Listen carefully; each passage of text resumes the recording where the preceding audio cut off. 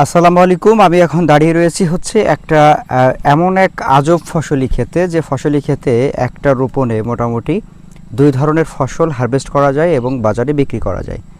আমি এখন দাঁড়িয়ে রয়েছি হচ্ছে একটা সবজি ক্ষেতে। এটা হচ্ছে পুঁই শাক। পুঁই শাকের সাধারণত আমরা যেটা দেখি, এই যে শাক হিসেবে এই কচি ডগাগুলো আমরা খেয়ে থাকি। বাজারে এটা বেশ ভালো দামে বিক্রি করা যায়। সাধারণত পুঁই শাক হচ্ছে শীতকালীন একটা সবজি বা শাক। তবে এখন 12 মাসই বাজারে পাওয়া যায়। পিছলা টাইপের একটা সবজি। এই সবজিতে প্রচুর পরিমাণে ভিটামিন রয়েছে। আর বিশেষ করে পুঁই শাকের যে আরেকটা মজার ব্যাপার রয়েছে, সেটা হচ্ছে এটার বীজ। আমি যেটা প্রথমেই বললাম যে দুই ধরনের খাওয়া যায় বা দুই ধরনের বিক্রি করা যায়। প্রথমত হচ্ছে এটা সবজি হিসাবে ডগা, এবং দ্বিতীয়ত এটার হচ্ছে বীজ। এই বীজগুলো সাধারণত এরকমের হয়ে থাকে, ফুল থেকে ফল হয়, ফলটাই হচ্ছে বীজ হিসাবে হয়ে থাকে।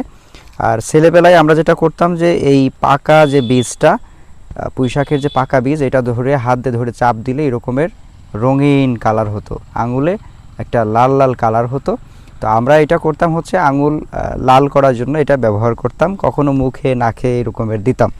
তো যাই হোক, এই যে পুঁই শাকের বীজটা, এটা কিন্তু বেশ চড়া দামে বাজারে বিক্রি হয়। 70-80 টাকা সাধারণত কেজি থাকে, এবং কখনো কখনো 100 টাকার উপরেও আমাদের কিনে খেতে হয়। সাধারণত পুঁই শাকের বীজটা সব এলাকায় এইভাবে বিক্রি হয় না খাওয়ার জন্য।